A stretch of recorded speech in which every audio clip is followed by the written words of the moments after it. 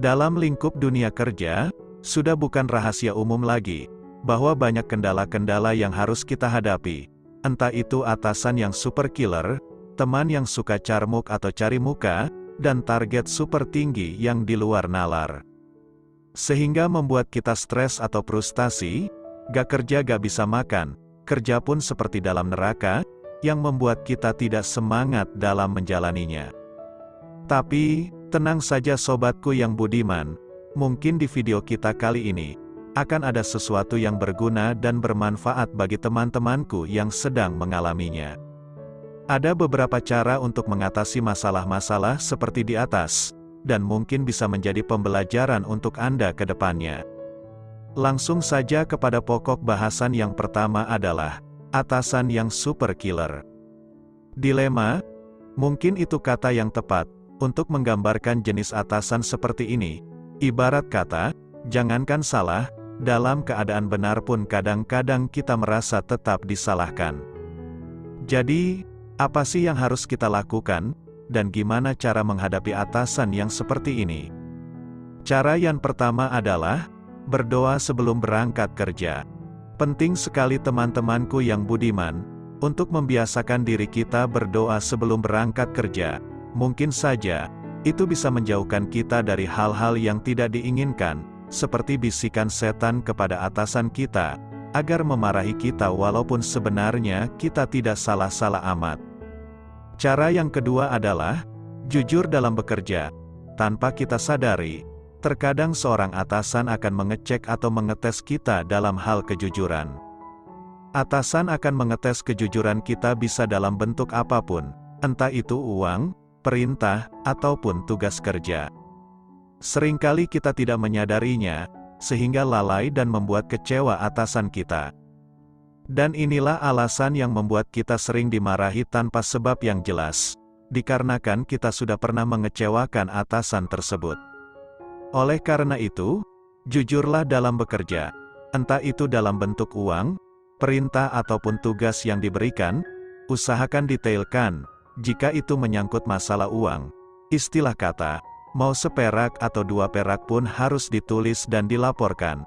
Apalagi jika Anda diberikan kepercayaan untuk mengelola keuangan perusahaan. Jadi, jangan sia-siakan kepercayaan itu. Cara ketiga menghadapi atasan super killer adalah, disiplin dan profesional. Dalam dunia kerja, disiplin dan profesionalisme sangatlah penting, sebagai penunjang kinerja kita, agar diberikan kepercayaan lebih oleh atasan dan perusahaan. Contoh disiplin yang paling sederhana adalah, jam atau waktu masuk kerja. Usahakan Anda 30 menit lebih awal sudah berada di kantor. Ini juga akan menjadi image baik di mata atasan kita, walaupun kita tidak pernah kepikiran ke arah situ. Dan saat waktunya pulang pun demikian. Jangan buru-buru untuk pulang kecuali ada urusan mendadak. Ini juga menandakan loyalitas kita terhadap perusahaan. Berikan waktu lebih setidaknya 20 menit. Walaupun tidak ada yang melihat, ini merupakan bentuk terima kasih kita kepada perusahaan. Jadi jangan dianggap untuk cari muka kepada atasan. Profesionalisme dalam hal ini adalah, mengerjakan atau melaksanakan tugas pekerjaan kita dengan baik dan sungguh-sungguh, sehingga menghasilkan dampak yang positif untuk perusahaan dan atasan. Jika kita bekerja dengan sungguh-sungguh, maka atasan pun akan berpikiran 2 kali, untuk memarahi kita jika ada yang kurang dalam konteks mengenai pekerjaan. Pokok bahasan yang kedua adalah, teman kerja yang carmuk atau cari muka. Tipe teman kerja seperti ini, banyak terjadi bukan hanya di kota-kota besar, tetapi mungkin di setiap jenis pekerjaan pun ada. Untuk mengatasinya adalah, yang pertama coba Anda jaga jarak, dalam istilah, tidak terlalu akrab, supaya dia tidak mengetahui titik lemah kita. Biasanya jika kelemahan kita diketahui oleh jenis teman yang suka carmuk ini, dia akan memanfaatkannya, dia akan selalu mengorek kesalahan-kesalahan kita dan dilaporkan ke atasan, sehingga image jelek pun akan melekat kepada kita. Cara yang kedua, tetap sabar dan bertahan. Percayalah, biasanya orang yang kerjaannya hanya cari muka, lama-lama akan kena batunya sendiri.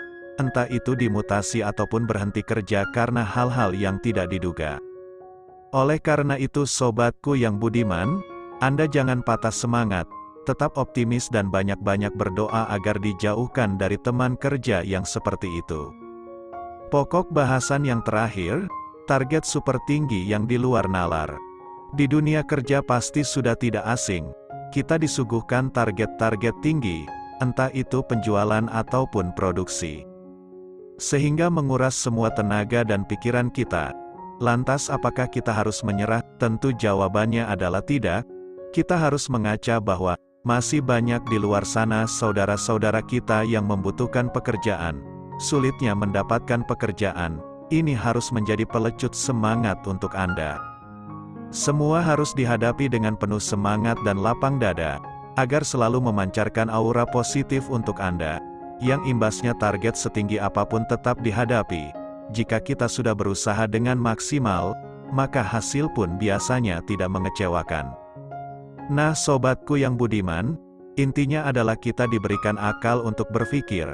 Jangan dulu menyerah sebelum Anda mencobanya, mau itu atasan killer, teman yang cari muka, ataupun target yang super kejam.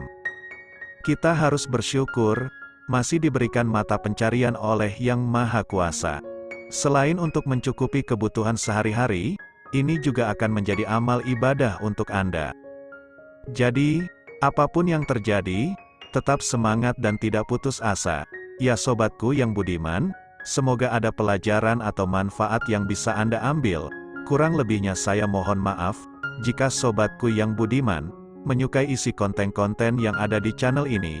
Mohon kesediaannya, untuk menekan tombol subscribe dan menyalakan tombol loncengnya, agar jika ada informasi atau motivasi yang baru dan berguna, bisa Anda tonton dengan segera. Terima kasih.